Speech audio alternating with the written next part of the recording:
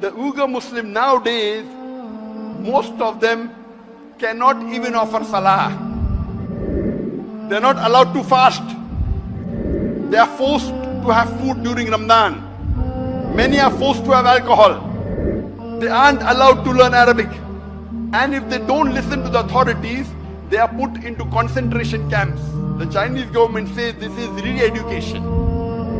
Many of the Uyghur Muslims in these concentration camps, they are tortured, they are harassed, they are asked to give up their religion, they are asked to follow communism. And those that are outside, they are being tracked by cameras, by face recognition. So much so that in July, there were 22 countries that wrote a letter to UN objecting on the human rights violation against the Uyghur Muslim in China. 22 countries. And do you know, out of these 22 countries, there was not a single Muslim country which objected. All of them were non-Muslim country, mostly European country. Isn't it a shame? Here the story doesn't end. The story which is really disheartening is, few days later, 37 countries give a letter to UN saying what the Chinese government is doing is correct. They are not torturing the Muslims. They are not violating human rights. They are educating them. They are doing anti-terrorism. 37 countries. Out of these 37 countries, 15 countries were Muslim countries. More than 40% of the countries which supported China, saying that what you're doing is right against the Muslims, what you're torturing them is correct, it is anti-terrorism, they were Muslims. I don't want to take the names because I don't want to embarrass them. What is happening to our scholars? How can you support the enemies of Islam just for a small benefit? This is not permitted in the Sharia. یہ تو فرقواریت کے بارے میں ایک بات تھی. دوسرا جو اس سے بھی زیادہ اہم پیغام ہے اور ڈاکٹر ذاکر صاحب کا جو درد دل ہے وہ دیکھنے کو ملا, امت مسلمہ کا غم. انہوں نے بتایا کہ اس وقت مسلمانوں پہ سب سے زیادہ ظلم چین کے صوبے سنگیان میں ہو رہا ہے, اور اس جرم پر کوئی آواز اٹھانے کے لیے تیار نہیں.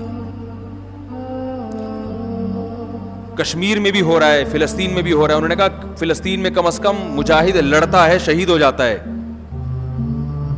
لیکن چین کے صوبے میں جو ظلم ہو رہا ہے, زبردستی شراب پلوائی جاتی ہے, زبردستی روزے توڑوائے جاتے ہیں, مسلمان لڑکیوں کی زبردستی چائنیز سے شادی کروائی جاتی ہے غیر مسلموں سے, جیلوں میں ڈالا جاتا ہے, بے انتہا ٹارچر کیا جاتا ہے ان کو, اور اس جرم پر کوئی آواز اٹھانے کے لیے تیار نہیں. انہوں نے کہا انتہائی افسوس کے ساتھ, انہوں نے کہا بہت جذباتی ہو گئے تھے جب یہ بات کہہ رہے تھے نا, تو انہوں نے کہا میں نے ایک مجمع میں یہ بات ذکر کی ہے, لاکھوں کے مجمع میں, اس کے نتیجے میں 20 ممالک نے چائنا کے خلاف احتجاج کیا, ریکارڈ کروایا احتجاج, لیکن انتہائی افسوس کہ وہ 20 کے 20 غیر مسلم ممالک تھے, ایک بھی مسلم ممالک اس میں شامل, بولو بھائی, نہیں. اور اس سے بھی زیادہ افسوس کہ نہ صرف یہ کہ کسی مسلم کنٹری نے چائنا کے ظلم کے خلاف آواز نہیں اٹھائی, بلکہ 15 اسلامی ممالک ایسے ہیں جنہوں نے چائنا کے ظلم پہ اس کو اپریشیٹ کیا ہے کہ آپ بالکل ٹھیک کر رہے ہیں. کچھ ممالک ایسے ہیں جنہوں نے خاموشی اختیار کر لی کہ چائنا سپر پاور ہے, ہم اس سے اختلاف نہیں برداشت نہیں کر سکتے. انہوں نے کہا یہ بھی غنیمت ہے کہ خاموش رہ لیے, لیکن چائنا کی حمایت کرنا کہ آپ جو کچھ کر رہے ہو ٹھیک کرو, کتنے اسلامی ممالک, 15.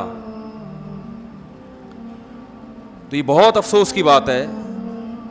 آپ اس سے اسلامی ممالک کے سربراہان کا اندازہ لگا لیں کہ یہ مسلم امت کے ساتھ اس میں بڑے بڑے اسلامی ممالک ہیں, میں نام نہیں لوں گا, انہوں نے بھی نام لینے سے منع کیا تو میں بھی نام نہیں لوں گا آپ کے سامنے. 15 اسلامی ممالک ہیں جنہوں نے چائنا کے ظلم میں اس کی حمایت کی. اس کے بعد کشمیر کا جہاں تک مسئلہ ہے، انہوں نے کہا کہ کشمیر کے معاملے میں بھی مسلم دنیا خاموش ہے،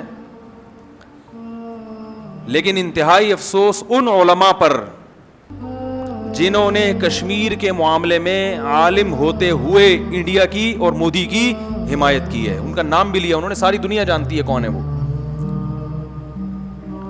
انہوں نے کہا کہ آپ ظلم پر خاموشی اختیار کر لیں کہ آپ کو خطرہ ہے ظالم سے، اس کی پھر بھی کوئی لاجک بنتی ہے، ایمان کا ادنا حصہ ہے، لیکن ظالم کی حمایت شروع کر دیں تو کتنا بڑا جرم ہے.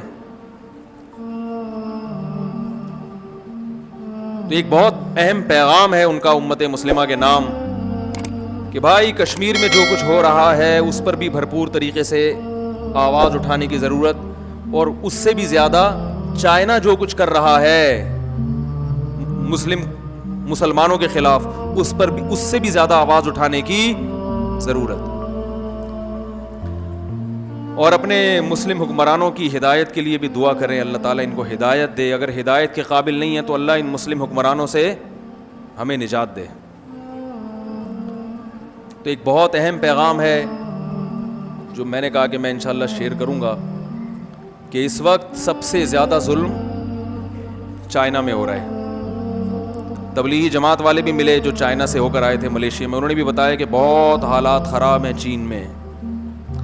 جماعتیں چھپ کے کہیں رہتی ہیں، لیکن چائنا کے مسلمان بھی ماشاءاللہ ایسا وہ جماعتوں کا چھپ چھپ کے اکرام کرتے ہیں. انہوں نے کہا اگر جی ماشاءاللہ اچھا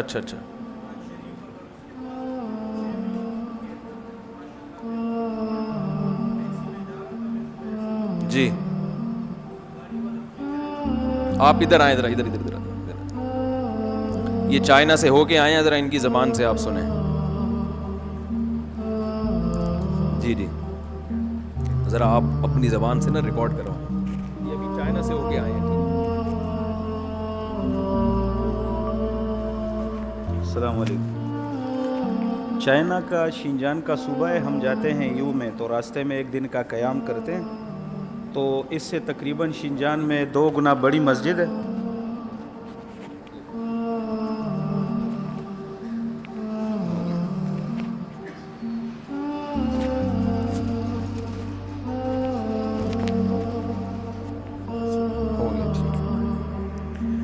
اس سے تقریباً 2 گنا بڑی مسجد ہے چائنا میں. تو ہم مغرب کی نماز پڑھ رہے تھے تو جب گئے تو مسجد کو بڑا تالا لگا ہوا تھا. وہاں کے مقامی سے پوچھا تو کہا اس پر پابندی ہے، پہلے اذان ہوتا تھا پوری شینجان کے صوبے کو یہ آواز سنائی دیتی تھی.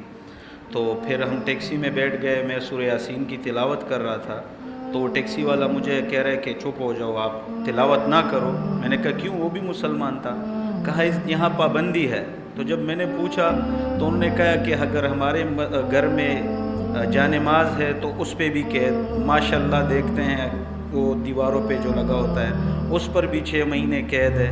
ہمارے جو مرد ہے ان کو جیلوں میں ڈالا ہوا ہے اور عورتوں کے ساتھ پتہ نہیں کیا کیا ظلم کرتے ہیں. تو بہت مسلمانوں پہ شینجان، بالخصوص شینجان صوبے میں، انہوں نے شینجان کا صوبہ چھوڑا ہوا ہے. وہ مسلم نام ہی نہیں بتاتے. ہم ان سے ویچیٹ لے لیتے ہیں تو کہتے کہ آپ نے ہمیں سلام نہیں کرنا، کیونکہ اگر آپ نے سلام کیے تو وہ ریکارڈ ہوتا ہے، پھر ہمیں اٹھاتے ہیں، ہمارے ساتھ ظلم کرتے ہیں. تو بہت برا حال ہے اور بہت زیادہ مسلمان وہاں پہ نمازیں نہیں پڑھتے. پھر ہمارا ایک پٹھان تھا، ہم اس کے ہاں چلے گئے، ہوٹل میں اوپر نماز پڑھی. جانماز ہم اس دکان میں بچھا رہے تھے تو انہوں نے کہا کہ یہاں سے اٹھاؤ، میں مسلمان نہیں ہوں. پھر ہمیں نے اس دوست نے بتایا کہ یہ مسلمان عورت ہے اور یہاں کے ظلم کی وجہ سے یہ بھی آپ کو کہہ رہے ہیں کہ میں مسلمان نہیں ہوں. تو آپ سب سے درخواست ہے کہ ان کے لیے بھی دعا کریں اور حضرت سے بھی درخواست. اچھا، ایک اچھی بات ہے کہ صرف ایک کنٹری ہے جس نے آواز اٹھائی، یہ ایک اچھی بات الحمدللہ. صرف ایک ترکی ہے جس نے ابھی آواز اٹھائی ہے. تو ایک اللہ تعالیٰ نے چونکہ دین کو محفوظ رکھنا ہے، اس وقت طیب اردگان کا جو کردار ہے ترکی میں بلکہ عالم اسلام کے لیے، اس اقدام کو ڈاکٹر صاحب نے بھی سراہا ہے، ہمیں بھی سراہنا چاہیے، علماء بھی ساتھ ہیں. اور ہماری گورنمنٹ کو ترکی سے سیکھنا چاہیے بہت کچھ. ایک ہمارے سامنے جو بہترین مثال ہے نا اس وقت وہ ترکی کی مثال ہے. تو ہمیں ترکی